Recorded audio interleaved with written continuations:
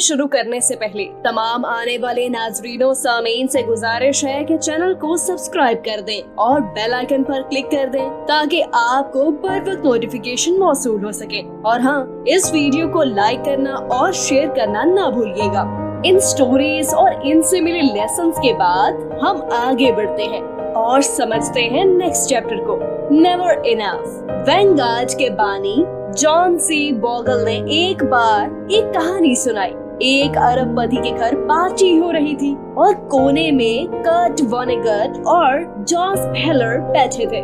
दोनों अपने मेजबान की आमदनी के बारे में बात कर रहे थे, जो कि एक हेज फंड मैनेजर था। कर्ट ने कहा कि इस शख्स की एक दिन की कमाई जोसेफ के नॉवल टास्क 22 की पूरे साल की फरोख्त से ज्यादा थी। इस पर जोसेफ ने कमाल का जवाब दिया। उसने कहा, इसके पास वो है जो एक हेज फंड मैनेजर के पास कभी नहीं हो सका, और वो है इनफ। वैसे अभी आपकी सोर्स ऑफ इनकम क्या है? क्या आप बोल सकते हैं कि आपके पास इनफ मनी है? चलिए इन दोनों लोगों की स्टोरी से जानते हैं। रजत गुप्ता कोलकाता का एक गरीब लड़का था। वो यतीम था, लेकिन 45 साल की उम्र में सीईओ बन गया। रजत दुनिया की मशहूर कंसल्टिंग फर्मों में से एक मैकिन्जी के सीईओ थे। साल 2007 में जब वो कंपनी से रिटायर हुए तो इसके बाद इन्हें अक़वाम मुत्तहिदा और वर्ल्ड इकोनॉमिक्स फोरम में बड़ा अहम ओहदा मिला। रजत 5 मुख्तलिफ कंपनियों के बोर्ड ऑफ डायरेक्टर्स भी थे। कोलकाता की कच्ची आबादियों से निकलकर इसने खुद को सबसे अमीर तरीन ताजिर जाहिर किया। रजत गुप्ता की मालियत 2008 में $100 मिलियन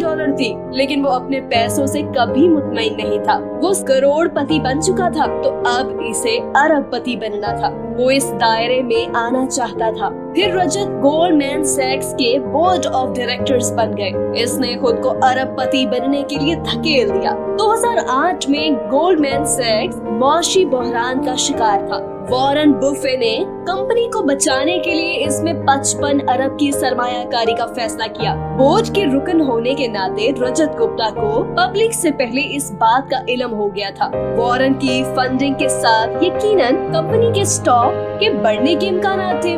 बोर्ड मीटिंग कॉल के 16 सेकंड बाद रजत ने हेज फंड मैनेजर राज राजा रत्नम को फोन किया। ये कॉल कभी रिकॉर्ड नहीं हुई, लेकिन राज ने फौरन गोल्डमैन के 1,75,000 शेयर्स खरीद लिए। घंटों बाद जब वॉरेन के मुआहदे की खबर अवाम तक पहुंची, गोल्डमैन का स्टॉक आसमान को छू गया। राज ने चंद घंटों में $1 मिलियन कमा लिए और प्रोसिक्यूटर ने रिपोर्ट किया कि रजत ने $17 मिलियन का कुल मुनाफा कमाया, जो अंदरूनी तिजारत का एक क्लासिक केस है। रजत गुप्ता को अपनी तमाम दौलत से हाथ धोना पड़ा और इन्हें जेल जाना पड़ा, और साथ ही वो अपनी साख भी खो बैठे। रजत के पास पहले ही $100 मिलियन थे, तो इसे मजीद $1 बिलियन की जरूरत क्यों पड़ी? इसके पास दौलत, शोहरत, ताकत और आजादी पहले ही मौजूद थी, लेकिन लालच की वजह से इसने सब कुछ खो दिया, क्योंकि रजत गुप्ता को इनफ का एहसास नहीं था। इस कहानी से हम 3 चीजें सीख सकते हैं। पहला सबक, सबसे मुश्किल माली महारत खुद को बहुत ज्यादा दौलत जमा करने से रोकना है।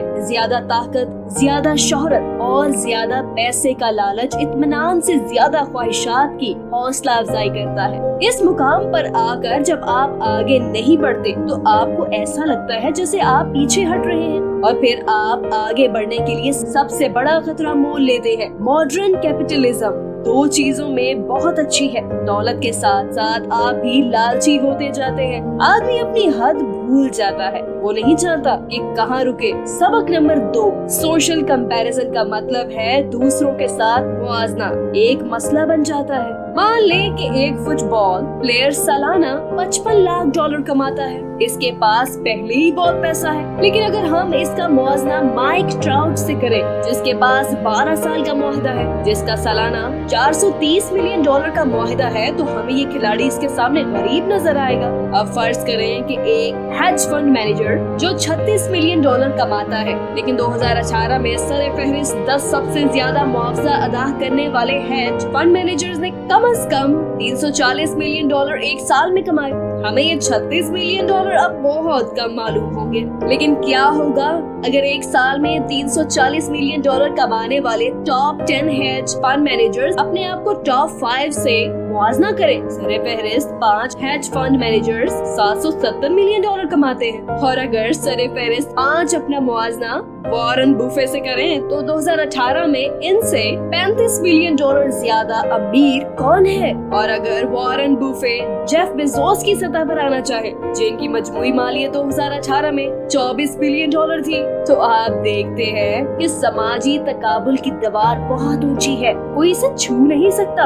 अगर आप इस गेम में शामिल हो जाते हैं कि मैं अपने दोस्तों की तरह अमीर बनना चाहता हूँ, तो आप कभी नहीं जीत सकते, क्योंकि जीतने और पैसा कमाने की कोई हद नहीं होती। ऐसी कोई हद नहीं जहाँ आपको काफी महसूस हो और आप मुतमईन हो जाए। जीतने का वाहिद तरीका जंग नहीं है। फर्ज करें कि आपके पास काफी है, यहाँ तक कि अगर आपके आसपास के लोग मजीद की ख्वाहिश के लिए पागल हो रहे हैं। लॉस वेगस के एक डीलर ने एक बार कहा था, किसी जुए के अड्डे में जीतने का एक ही तरीका है, दाखिल होते ही बाहर निकल जाएं। तो तसव्वुर करें कि आप एक एग्जीक्यूटिव वेल्थ पार्टी में हैं। आप और आपके दोस्त बहस कर रहे हैं कि कौन सबसे अमीर है, किसका सबसे बड़ा घर है, और कौन सबसे ज्यादा मशहूर है, और लोग किसे सबसे ज्यादा पसंद करते हैं। लेकिन आप देखेंगे कि कोई फातेह नहीं होगा, जीतेगा वही वो जो खुद मुतमईन होगा, जो एक छोटे से घर में एक प्यार करने वाले खानदान के साथ हंसी खुशी जिंदगी गुजार रहा हो। सबक नंबर 3,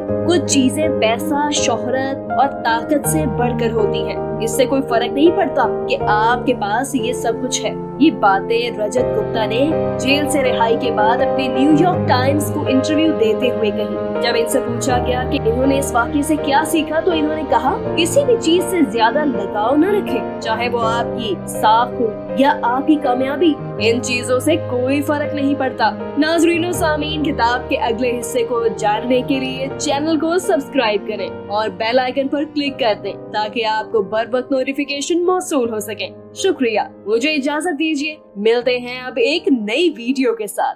खुदा हाफिज।